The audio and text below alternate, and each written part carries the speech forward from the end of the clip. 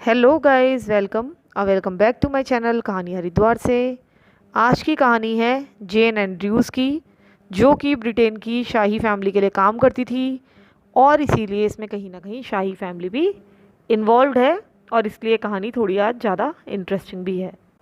जेन अपनी नौकरी के दौरान बर्मिंघम पैलेस में रहा करती थी एक्चुअल प्रिंसेस एलिजाबेथ के साथ, और साथ ही उसे प्रिंसेस डायना के साथ रहने का भी मौका मिला था, जो कि अपने आप में एक बहुत बड़ी बात है। जेन का जन्म 1 अप्रैल 1967 में हुआ था। वो एक छोटे से टाउन ग्रिम्सबी में पैदा हुई थी, जो कि नॉर्थ ऑफ इंग्लैंड में स्थित था। वो एक समुद्र के किनारे स्थित टाउन था। उसके माता पिता वर्किंग क्लास थे। उसकी मॉम एक सोशल वर्कर थी और उसके जो पिता थे वो एक कारपेंटर थे। उसके दो बड़े भाई थे, यानी कि वो टोटल 3 भाई बहन थे। लेकिन उसकी फैमिली में हमेशा से उसने फाइनेंशियल स्ट्रगल देखा था, क्योंकि उसके जो पिता थे उनकी नौकरी बार बार छूट जाती थी इकोनॉमी के कारण, और फिर उसकी माँ को ही पैसा कमाना पड़ता था और घर चलाना पड़ता था। इस कारण जो जेन के पेरेंट्स थे उनकी शादी में बहुत ज़्यादा टेंशन था। जेन ने कई बार अपने माता पिता के आर्ग्यूमेंट सुने थे, उनको उनकी लड़ाई देखनी पड़ती थी। कई बार वो बताती है कि वो अपने घर में लूज़ चेंज ढूंढती थी, यानी कि पड़े हुए सिक्के ढूंढती थी, ताकि वो सिर्फ एक ब्रेड का पैकेट खरीद सके और उसे खा सके। यानी कि वो वाकई में बहुत ज़्यादा गरीबी से गुजर रहे थे। उनके घर में बहुत ज़्यादा स्ट्रगल था। जब वो सिर्फ 8 साल की थी तब इन लोगों को अपना बड़ा वाला घर छोड़ना पड़ा और एक छोटे से घर में जाकर रहना पड़ा। और ये घर ऐसा था कि उसमें अंदर बाथरूम भी नहीं था, उन्हें बाहर एक कॉमन टॉयलेट में जाना पड़ता था। लेकिन अब वो डिटर्मिन्ड थी कि मैं इस सिचुएशन से निकलूँगी, अपनी ज़िंदगी खुद बनाऊँगी और अपना पैसा खुद कमाऊँगी। जब वो अपनी टीन एज में थी तब वहाँ से उसकी मेंटल हेल्थ ज़्यादा ख़राब होनी शुरू हुई। उसको डिप्रेशन होने लगा था, पैनिक अटैक्स आते थे और साथ ही उसको ईटिंग डिसऑर्डर भी शुरू हो चुका था।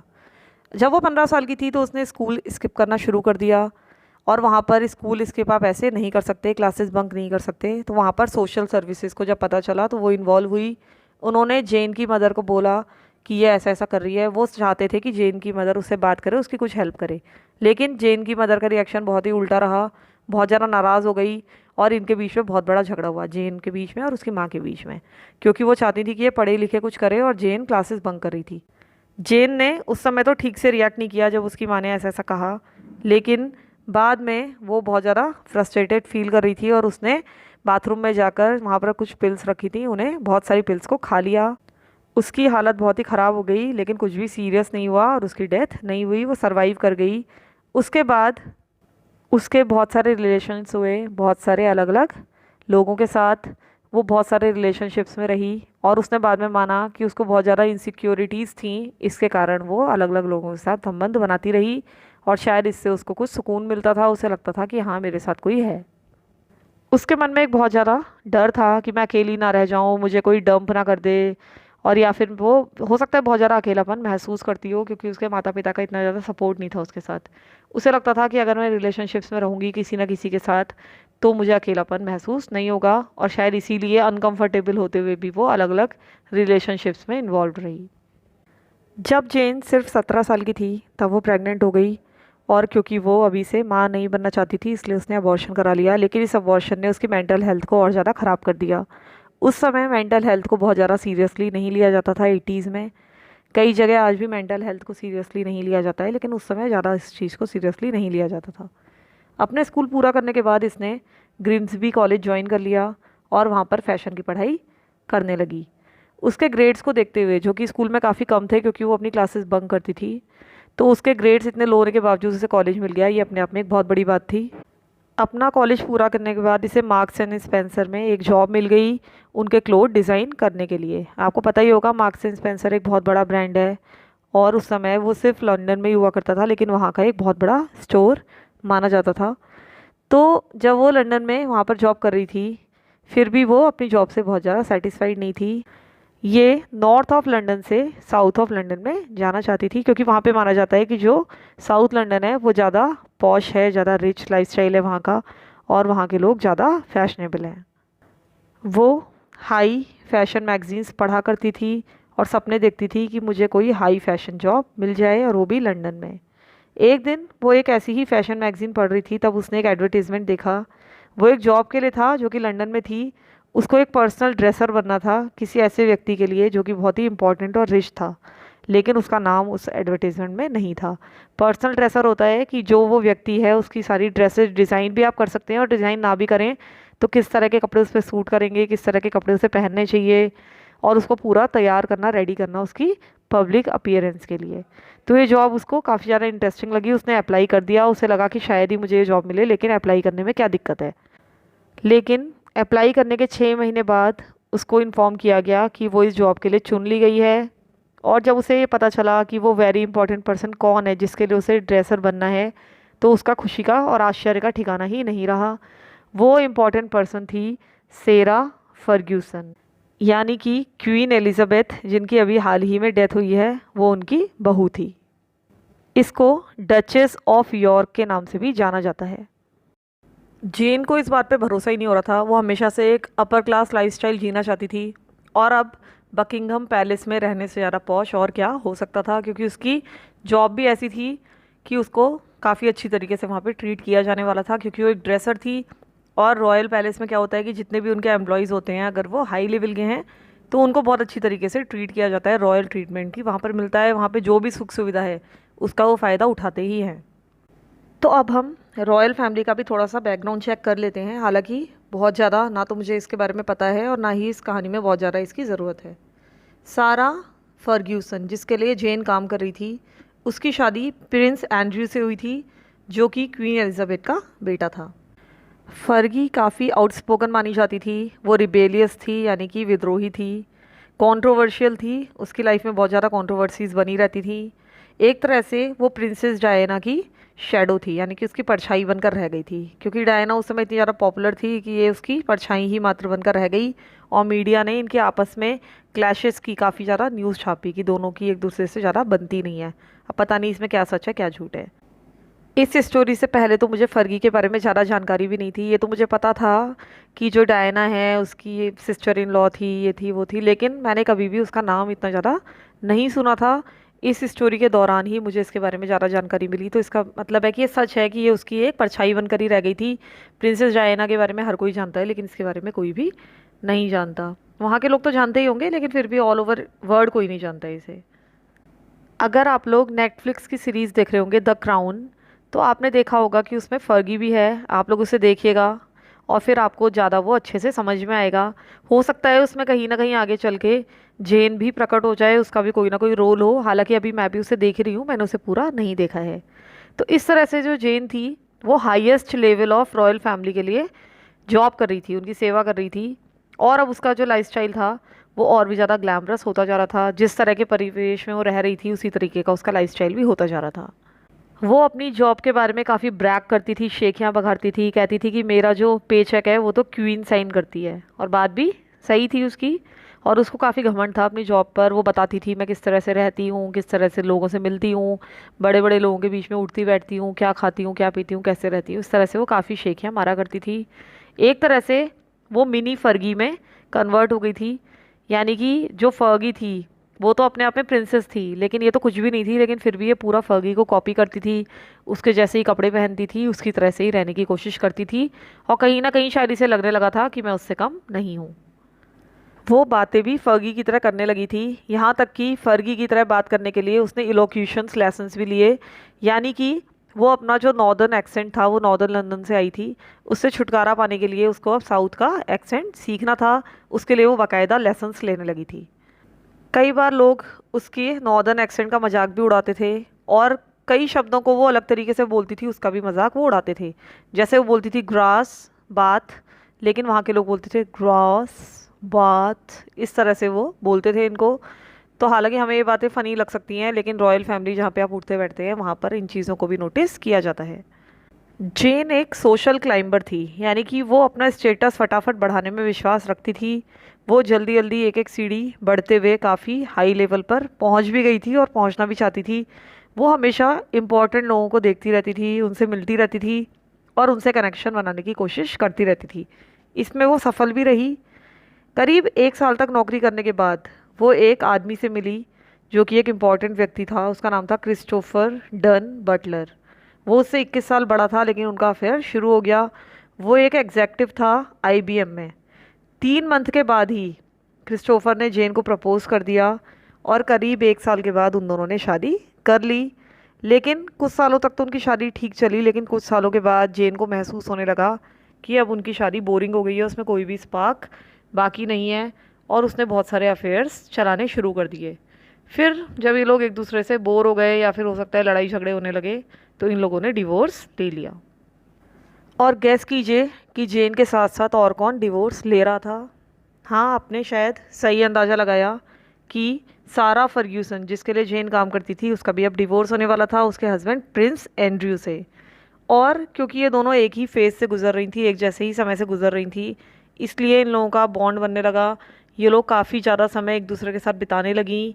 और अब जो फर्गी थी, ये जेन को रॉयल सीक्रेट्स भी बताने लगी, क्योंकि ये इतना ज़्यादा समय साथ में बिता रहे थे, इन्हें कुछ तो बात करनी थी। तो धीरे धीरे फर्गी के मुंह से वो बातें भी निकलने लगी जो उसे इसे नहीं बतानी चाहिए थी। अब क्योंकि फर्गी एंड्रयू से तलाक ले रही थी, इसलिए अब वो एक डायरेक्ट मेंबर नहीं रह गई थी रॉयल फैमिली की। इसलिए अब उसके पास इतना ज़्यादा पैसा भी रहने वाला नहीं था जो इसको रॉयल फैमिली के सदस्य के रूप में अभी तक प्राप्त हो रहा था। तब फर्गी ने फैसला किया कि मैं अपना थोड़ा सा स्टाफ कम कर दूंगी ताकि मेरे खर्चे थोड़े से कम हो जाएं। लेकिन फर्गी भी जानती थी कि जेन के बिना उसका काम नहीं चलने वाला है, इसलिए उसने जेन को नहीं निकाला, उसने उसे अपने पास रख लिया। लेकिन उसने जेन से कहा कि अगर तुम्हें रहना है तो अपने काम के साथ साथ तुम्हें थोड़े बहुत दूसरे कामों की रिस्पॉन्सिबिलिटीज़ भी लेनी पड़ेंगी, क्योंकि अब स्टाफ कम है। तो जेन ने एग्री किया कि ठीक है, लेकिन अब जेन की जो जॉब थी वो बहुत ज़्यादा डिमांडिंग हो गई। इसके कुछ समय बाद ही जेन एक नए आदमी से मिली जिसका नाम था डिमिट्री हॉर्न। इसको डिमिट्री हॉर्न से फर्गी ने मिलवाया था किसी एक चैरिटी इवेंट में। फिर लोग जल्दी ही आपस में डेटिंग करने लगे, मिलने जुलने लगे, और कुछ समय तक सब कुछ ठीक चला। लेकिन फिर कुछ समय बाद ही डिमिट्री ने डिसाइड किया कि अब वो ये रिलेशनशिप ख़त्म करने वाला है और ख़त्म करना चाहता है। लेकिन जेन ने इसको ठीक से नहीं लिया, उसको बहुत ज़्यादा बुरा लगा कि डिमिट्री ने उसके साथ रिलेशनशिप क्यों तोड़ा। जिस समय डिमिट्री ने जेन को बताया था कि अब मैं तुमसे रिलेशनशिप नहीं रखना चाहता हूँ, उस समय ये लोग डिमिट्री के फ्लैट में थे। ये सुनकर जेन इतनी ज़्यादा नाराज़ हो गई कि उसने उसके फ्लैट में तहस नहस मचानी शुरू कर दी, तोड़फोड़ करनी शुरू कर दी। उसने जितनी भी पिक्चर्स इन लोगों के साथ साथ थी उन्हें फाड़ डाला, डिमिट्री का फ़ोन भी तोड़ दिया। एक शो पीस था जो कि डिमिट्री के लिए बहुत ज़्यादा इंपॉर्टेंस रखता था, उसे भी इसने तोड़ दिया जानबूझकर। उसे पता था ये कितना इंपॉर्टेंट है इसके लिए। जो डिमिट्री की डायरी थी उसमें जहाँ जहाँ पर भी इसका नाम लिखा था जेन का, उसने वहाँ वहाँ उसको काट दिया, और पूरा बुरी तरह से काटा ताकि उसकी डायरी भी फट जाए। फिर उसने डिमिट्री के भाई की चेक बुक ली और अपने नाम एक चेक लिख लिया और कहा कि मैं वही ले रही हूँ जो मेरा हक बनता है और मुझे ये चेक लेने का पूरा अधिकार है। हालांकि बाद में एक इंटरव्यू के दौरान इसने अपने इस बिहेवियर पर खेद महसूस किया, दुख महसूस किया, और इसको अफसोस था कि मैंने इस तरह की हरकतें क्यों की। लेकिन साथ में इसने ये भी बताया कि मुझे अकेला छोड़े जाने का बहुत ज़्यादा डर है, और जैसा कि मैंने आपको पहले भी बताया था कि इसने पहले भी इस तरह की हरकतें की थी, क्योंकि इसको डर लगता था जब भी लोग इसे छोड़ते थे, इसलिए इस तरह की हरकतें करती थी। इस घटना के कुछ ही दिन बाद ये एक दूसरी मुसीबत में फंस गई। इस पर एक चोरी का इल्ज़ाम लगा, और वो कोई छोटी मोटी चोरी नहीं थी, वो 250,000 पाउंड का एक ज्वेलरी का पीस था। वो बहुत सारी ज्वेलरी नहीं थी, बल्कि एक ही ज्वेलरी थी जो कि अपने आप में बहुत ज़्यादा कीमती थी। वो एक डायमंड नेकलेस था जो कि फर्गी को उसकी शादी पर क्वीन एलिजाबेथ ने गिफ्ट किया था। इस समय 1 पाउंड की कीमत अगर हम इंडिया में देखें तो करीब 90 to 91 रुपीज़ है 1 पाउंड की कीमत। तो ये 250,000 पाउंड की कीमत का नेकलेस था। इसका इल्ज़ाम इस पर लगा और बहुत ज़्यादा ये मुसीबत में उस समय पड़ चुकी थी। इस पर यह इल्ज़ाम उस समय लगा जबकि ये फर्गी के साथ किसी ट्रैवल पर जा रही थी, और उस समय इसे एयरपोर्ट पर वो बैग दिया गया था चेक इन करने के लिए। तब इस पर इल्ज़ाम लगाया गया कि चेक इन से पहले उसने ये ज्वेलरी उसमें से निकाल ली। जब ये लोग अपनी डेस्टिनेशन पे पहुंचे, वहाँ पर फर्गी ने जब अपना बैग कलेक्ट किया, उसे खोलकर चेक किया तो देखा कि उसमें ज्वेलरी नहीं थी। तब ऑब्वियसली सबने जेन पर ही इल्ज़ाम लगाया, क्योंकि उस पर ही जिम्मेदारी दी गई थी ज्वेलरी को संभालने की और बाद में उसे चेक इन करने की। पता नहीं कैसे मीडिया को भी इन सब चीज़ों के बारे में खबर लग गई और उन्होंने हेडलाइंस में छाप दिया कि जेन ने इतनी इतनी ज्वेलरी चुराई है, और इसकी उस समय बहुत ज़्यादा बदनामी भी हुई। हालांकि बाद में पता चला कि वो इनोसेंट थी, उसने कोई चोरी नहीं की थी, और वो चोरी एक बैगेज हैंडलर ने की थी जो कि एयरपोर्ट में बैग्स को हैंडल करता है। उसने ये ज्वेलरी चुराई थी। आप में से बहुत सारों ने सोचा होगा कि इसी ने ये चोरी की थी, सोचा था ना आपने, लेकिन उसने ये चोरी नहीं की थी, ये इनोसेंट थी। भली ही ये इनोसेंट थी, लेकिन बहुत सारे मीडिया हाउसेज ये छाप चुके थे कि इसने ये चोरी की है और इसकी काफ़ी ज़्यादा बदनामी वो लोग कर चुके थे। इस घटना के बाद जेन का जो मेंटल लेवल था उस पर भी बहुत ज़्यादा फ़र्क पड़ा, वो बहुत ज़्यादा स्ट्रेस में आ गई और उसके और फर्गी के बीच में संबंध भी थोड़े से ख़राब हो गए थे, क्योंकि ऑब्वियसली फर्गी ने भी विश्वास कर लिया था कि वो चोर है और इससे जेन को बहुत ज़्यादा दुख पहुंचा, क्योंकि वो फर्गी के काफ़ी करीब थी। इसके अलावा अभी अभी जेन का अपने बॉयफ्रेंड डिमिट्री के साथ ब्रेकअप भी हुआ था, तो उसका स्ट्रेस भी था। इन सारी घटनाओं से वो बिल्कुल टूट गई और उसने एक बार फिर से अपनी जान लेने की कोशिश की। इस बार भी उसने पहले की तरह ही एक ओवरडोज लिया पिल्स का, लेकिन वो इस बार भी बच गई, लेकिन उसकी अब स्थिति काफ़ी ख़राब हो चुकी थी। चीज़ें तब और ज़्यादा ख़राब हो गई जब नवंबर 1997 में फर्गी ने इसे जॉब से निकाल दिया, और ये इसके लिए एक बहुत ज़्यादा शौक था, क्योंकि फर्गी ने कुछ हफ्ते पहले ही इससे कहा था कि मैं तुम्हारे बिना कल्पना भी नहीं कर सकती रहने की और मैं तुम्हें कभी भी नहीं निकालूंगी, तुम मेरे लिए बहुत ज़्यादा इंपॉर्टेंट हो। इस तरह की कुछ हफ्ते पहले ही बातें करने के बाद उसने उसे अचानक से निकाल दिया। और सबसे ज़्यादा दुख की बात इसके लिए ये थी कि उसने इतनी डिसेंसी भी नहीं दिखाई कि वो इसका एक सही एक्सप्लेनेशन इसको दे सकती, और इसके अलावा उसने उसे इन पर्सन भी नहीं निकाला, यानी कि अकेले में बुला के उसे फायर कर देती है, ऐसा भी नहीं किया। सबके सामने थोड़ा सा इंसल्टिंग वे में उसने उसको जॉब से निकाल दिया, जैसे कि वो कोई भी वैल्यू ना रखती हो। जेन को निकालने जाने के पीछे कुछ अफवाहें भी हैं। उनमें से एक है कि जो फर्गी थी वो अपने डिवोर्स के बाद एक इटालियन काउंट से मिलने लगी थी और काफ़ी इंटरेस्टेड थी उसमें, वो शायद उससे शादी भी करना चाहती थी। वो इटालियन काउंट इसके यहाँ आता जाता था, लेकिन शायद वो जेन में ज़्यादा इंटरेस्ट लेने लगा था, इसलिए जेन को सीन से हटाने के लिए फर्गी ने जेन को फायर कर दिया। हालांकि इन सारी र्यूमर्स को कभी भी कंफर्म नहीं किया गया। रॉयल फैमिली तो वैसे भी इस तरह की चीज़ों को कभी कंफर्म करती ही नहीं है, और ऐसा ही उसने किया। और ये कहा गया कि जेन को निकालने जाने के पीछे कॉस्ट कटिंग एक्सरसाइज ही थी और कोई भी पर्सनल रीज़न नहीं था। जेन के लिए उसकी ये जॉब सब कुछ थी, और जब उसको यहाँ से निकाला गया तो वो एक डीप डिप्रेशन में चली गई, उसको बहुत ज़्यादा दुख हुआ। इस घटना के करीब एक साल बाद अगस्त 1998 में ये एक नए व्यक्ति से मिली जिसका नाम था थॉमस क्रेसवेल। उस समय ये 31 साल की थी और थॉमस 39 ईयर्स ओल्ड था। वो लोग जल्दी ही डेटिंग करने लगे, उनका अफेयर शुरू हो गया और वो दोनों आपस में बहुत ज़्यादा खुश थे। ये मानती थी कि वो उसके लिए परफेक्ट मैन है, शायद इसलिए भी क्योंकि वो एक मिलीनियर था। हालांकि हम ये नहीं कह सकते कि सिर्फ पैसे के कारण ही इसे ये पसंद आया होगा, शायद वो वैसे भी इसको अच्छा लगता होगा, क्योंकि वो वाकई में एक बहुत अच्छा इंसान था। उसका बहुत लग्जूरियस लाइफस्टाइल था। वो उसको यानी कि जेन को एक एक्सेस दे रहा था एक ऐसी ज़िंदगी जीने के लिए जिसका वो सपना देखती थी। उसको upper class really posh lifestyle जीने के लिए मिल रहा था। थॉमस एक बॉर्न रिच व्यक्ति था, यानी कि ऐसा नहीं था कि उसने वो अचानक से पैसा मिल गया हो। वो बचपन से ही बहुत अमीरी में पला था।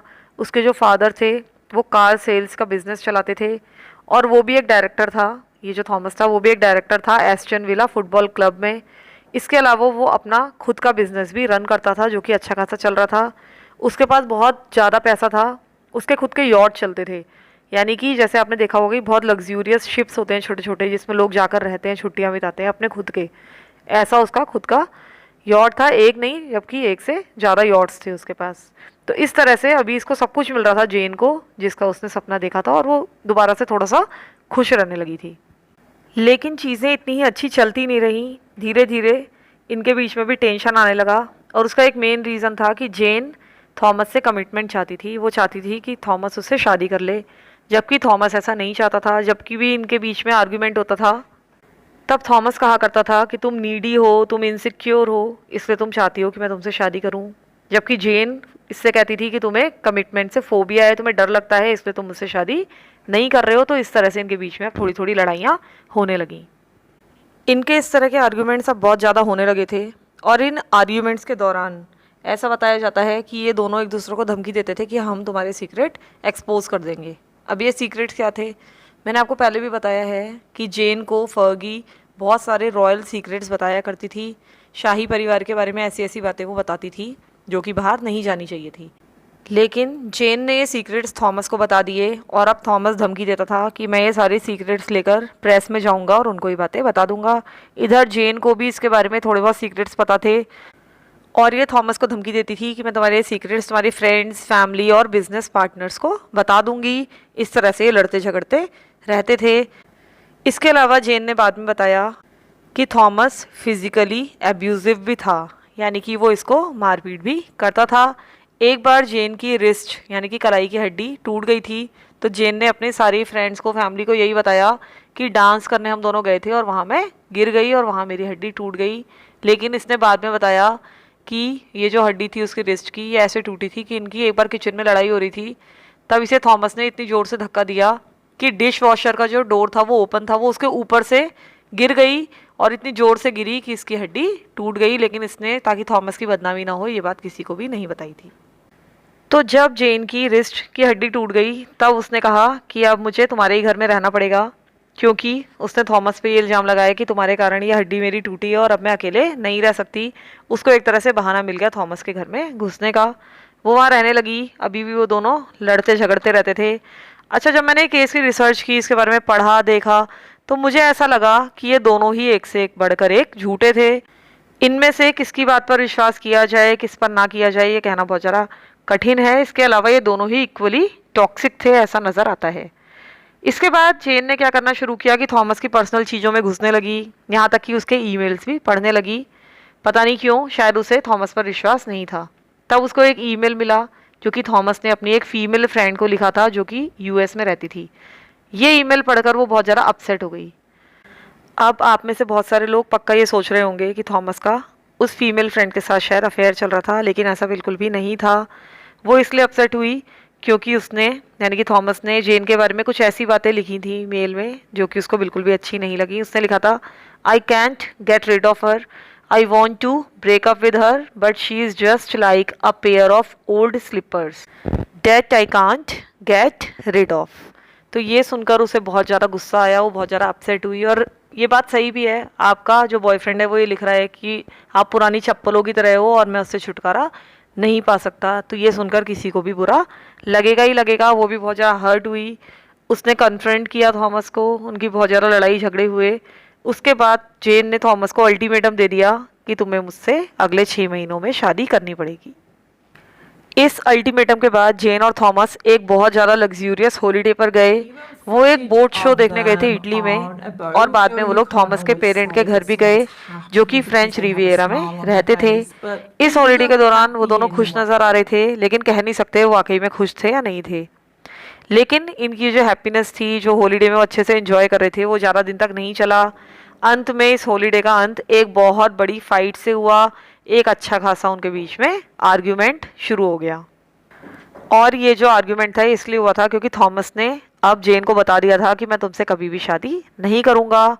और ऑब्वियसली ये उसके लिए बहुत शौक था जेन के लिए, क्योंकि वो सोच रही थी कि हम इतने लग्जूरियस हॉलीडे पे आए हैं तो पक्का ये थॉमस मुझे इस हॉलीडे पर शायद प्रपोज करने वाला है। वो इस चीज़ का इंतज़ार कर रही थी। इसके बाद ये दोनों घर आ गए और घर आके भी इनके बहुत ज़्यादा लड़ाई झगड़े हुए, क्योंकि अब जेन चाहती थी कि ये दोनों कपल काउंसलिंग के लिए जाएं, लेकिन इसके लिए थॉमस बिल्कुल भी तैयार नहीं था। बल्कि थॉमस तो ये चाहता था कि अब जेन उसके घर से चली जाए और इन दोनों के बीच में ब्रेकअप हो जाए, लेकिन जेन ऐसा बिल्कुल भी नहीं चाहती थी। और इसी आर्ग्यूमेंट के दौरान एक इंसिडेंट ऐसा भी हुआ जो कि आप इस सीसीटीवी फुटेज में देखेंगे कि थॉमस ने पुलिस को फ़ोन कर दिया। आप देखिए वो फ़ोन पर क्या कह रहे हैं। Is anyone injured? Not yet. And where is your other half? Right here. And what are they doing? Staring at me. Right, so they've de-assaulted anyone, sir? Not really. Mr. Clayton, right, there's no threat or anything else. What do you want the police to do? I would like the police to come and split us up. I would like somebody to stop us hurting each other. Because if we don't have somebody here soon. इस call में Thomas साफ साफ कह रहा है कि किसी 911 officer को भेज दीजिए, क्योंकि हो सकता है कि इस लड़ाई के दौरान किसी को भी चोट लग जाए और कुछ भी हो सकता है, कुछ भी गलत हो सकता है। पुलिस ने इन सारी चीज़ों को सीरियसली नहीं लिया, क्योंकि शायद उनके पास और भी इस तरह के फ़ोन आते रहते होंगे। उन्होंने कहा कि आप लोग शांत रहिए, बस यही सब समझाया बुझाया और किसी को भी नहीं भेजा। लेकिन इस 999 कॉल के बाद भी ये लड़ाई चलती रही। इस कॉल के कुछ घंटों बाद ही, यानी कि 17 सितंबर 2000 की जो सुबह थी, अर्ली मॉर्निंग कह सकते हैं हम, उसके दौरान ये हादसा हुआ। थॉमस को उस रात क्रिकेट बैट से पहले तो बहुत ज़्यादा पीटा गया, उसे घायल किया गया, और उसके बाद उसको मल्टीपल टाइम्स चाकू मारा गया। थॉमस को ऐसी अवस्था में उसके एक एम्प्लॉई ने देखा। लेकिन जब जेन को ढूंढा गया तो वो कहीं भी नहीं मिली। जब जेन पुलिस को कहीं भी नहीं मिली, उस समय फर्गी से संपर्क किया गया और उससे भी पूछा गया। तब फर्गी ने भी पुलिस की हेल्प करने की कोशिश की।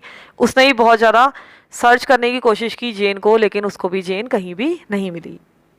4 दिन बाद पुलिस को जेन मिल गई। वो कॉर्नवॉल जा रही थी और वहाँ के रास्ते में वो पकड़ी गई। वो उस समय ट्रैवल नहीं कर रही थी, बल्कि जो हाईवे था उसके किनारे पर उसकी गाड़ी खड़ी थी। उसने दोबारा से आत्महत्या करने की कोशिश की थी, लेकिन उसको एक बार फिर से बचा लिया गया। उसकी हालत बहुत ज़्यादा ख़राब थी, वो बहुत ज़्यादा पैनिक में थी। जेन को अरेस्ट करके उस पर थॉमस के मर्डर के चार्जेस लगाए गए, और जब भी उसे कोर्ट में पेश किया जाता था लोगों का बहुत ज़्यादा इंटरेस्ट होता था इस केस में, क्योंकि कहीं ना कहीं रॉयल फैमिली भी इससे जुड़ी हुई थी। जब भी जेन किसी भी कोर्ट केस में आई, अपने हर एक डेट में आई, वो हमेशा ब्लैक ड्रेस ही पहनकर आती थी। पता नहीं वो क्या दिखाना चाहती थी, दुख दिखा रही थी या उसका कुछ और इंटेंशन था, लेकिन हमेशा काले कपड़े पहनकर ही वो अपनी ट्रायल पर आती थी। प्रोसिक्यूशन ने बताया कि ये एक बहुत ही खतरनाक औरत है और बहुत ही ज़्यादा इसे कह सकते हैं कि कड़वाहट से भरी हुई है। इसने सोते हुए थॉमस पर अटैक किया क्रिकेट बैट से, और उसके बाद जब वो बहुत ज़्यादा घायल हो गया तब उसको चाकू से हमला किया और उसके चेस्ट पर कई बार चाकू मारा। प्रोसिक्यूशन ने भी कहा कि ये बदले की भावना से भरी हुई थी। ये बर्दाश्त ही नहीं कर पा रही थी कि थॉमस इससे ब्रेकअप कर रहा है। जेन के डिफेंस ने बताया कोर्ट को कि बहुत समय से जो थॉमस था वो जेन के साथ फिजिकल एब्यूजिव हो रहा था, उस पर हमला करता था, उसे मार पीट करता था, और उस दिन जेन ने अपने बचाव में ही उस चाकू को उठा लिया था। और उस दिन भी जो थॉमस था इसके साथ मारपीट करता जा रहा था और ये भी धमकियाँ दे रहा था कि मैं तुम्हें मार डालूंगा। तो जेन ने सिर्फ अपने बचाव के लिए उस चाकू को उठाया था, लेकिन जब थॉमस ने इस पर ज़ोर से हमला किया, इसकी तरफ कूदा, तो ये जो चाकू था ये इसकी छाती में घुस गया और तब ये डर के मारे वहाँ से भाग गई। ये सारी बातें सुनकर थॉमस के जो पेरेंट्स थे, उसके जो फ्रेंड्स थे, वो बहुत ज़्यादा नाराज़ हुए। उन्होंने कहा कि थॉमस पहले भी बहुत सारी लेडीज़ के साथ रिलेशनशिप में था, उसकी बहुत सारी गर्लफ्रेंड्स रहीं, वो किसी के प्रति भी अब्यूज़िव नहीं था, उसने किसी पर भी कभी मारपीट नहीं की, और वो बिल्कुल भी ऐसा नहीं था। वो बहुत ही काइंड था और बहुत ही अच्छा इंसान था, बहुत ही अफेक्शनेट था। और साथ ही डिफेंस ने जो भी दलीलें दी हैं, लेकिन अगर देखा जाए तो इसमें एक क्रिकेट बैट भी इन्वॉल्व है। उसने पहले उसे क्रिकेट बैट से मारा था और उसे चेस्ट में मल्टीपल टाइम्स मारा गया था। कोई एक बार नहीं मारा था कि उसके ऊपर गिर गया और चाकू घुस गया, ऐसा नहीं था। अगर सेल्फ डिफेंस में वो मरा होता, उसके ऊपर गिर गया था और वहाँ से भाग गई थी, तो ऐसा बिल्कुल भी नज़र नहीं आ रहा था। ये उसकी जो दलीलें थी बहुत ही कमज़ोर थी। ज्यूरी ने बहुत सोच समझकर फैसला सुनाया। उन्होंने कहा कि ये जो सेल्फ डिफेंस की थ्योरी है बहुत ज़्यादा कमज़ोर है, और इसलिए जेन को गिल्टी माना गया थॉमस की हत्या करने के लिए, और उसको लाइफ इन प्रिजन यानी कि उम्र कैद की सज़ा सुनाई गई। और जेल जाते ही उसकी जो लग्जूरियस लाइफ के सपने थे वो ख़त्म हो गए। अब वो जेल में है और सीधे बकिंगम पैलेस की ज़िंदगी जीने वाली जो औरत है, आज वो जेल में पड़ी है अपने कर्मों के कारण, क्योंकि उसके खुद के कर्म ही शायद ऐसे थे कि वो उसको डिज़र्व ही नहीं करती थी जो कुछ उसे ज़िंदगी में मिला। वो चाहती तो ज़िंदगी में वो भी मूव ऑन कर सकती थी, उसकी इतनी ज़्यादा एज भी नहीं थी, लेकिन उसने हत्या करने का विकल्प चुना, जबकि उसे पता था कि मैं पकड़ी ही जाऊंगी। जेल से ही जेन ने बहुत बार अपील्स डाली अपने केस का फैसला बदलने के लिए। हर बार वो एक नई नई थ्योरी सामने रखती थी, नए नए अब्यूज़ बताती थी जो थॉमस ने उसके साथ किए। हर बार एक नई नई कहानी वो रख कर सामने आ जाती थी। 2009 में जेन ने फिर से नई हेडलाइंस बनाई, और वो हेडलाइंस इसलिए थी क्योंकि उसने अब जेल में एक नई फ्रेंड बना ली थी, और वो नई बेस्ट फ्रेंड थी ट्रेसी एंड्रयूज़। वो खुद भी एक खूंखार हत्यारी थी। शायद मैंने अभी तक उसकी स्टोरी अपने चैनल पर नहीं सुनाई है, तो मैं जल्दी ही उसकी स्टोरी लेकर आऊँगी। लोग इन्हें एंड्रयूज़ सिस्टर्स भी कहने लगे थे क्योंकि दोनों के सरनेम ही एंड्रयू थे। उनमें आपस में काफ़ी सिमिलैरिटीज़ भी थी, एज में, अपीयरेंस में, और जो इन्होंने हत्याएं की हैं उनमें भी। तो जल्दी ही मैं आपको इसकी स्टोरी सुनाऊंगी। अपने प्रिजन सेंटेंस के दौरान एक बार जेन प्रिजन से भाग भी गई थी। एक बार वो ऐसे प्रिजन में थी, उसको कुछ दिन के लिए रखा गया था, जो कि एक ओपन जेल थी जहाँ पे आप बाहर जा सकते थे, अपना काम वगैरह करके फिर वापस लौट कर आ सकते थे। इसे ओपन जेल कहा जाता है। तो उससे एक बार वो 3 दिन के लिए गायब हो गई। पता नहीं क्यों उसने ऐसा किया, लेकिन वो 3 दिन के लिए वहाँ से भाग गई। उसके बाद उसे बंद जेल में ही भेज दिया गया। 2015 में 19 जून 2015 में वो रिलीज़ हो गई। 14 साल की सज़ा उसने काट ली थी तब तक जेल में। उसके बाद उसको रिहा कर दिया गया।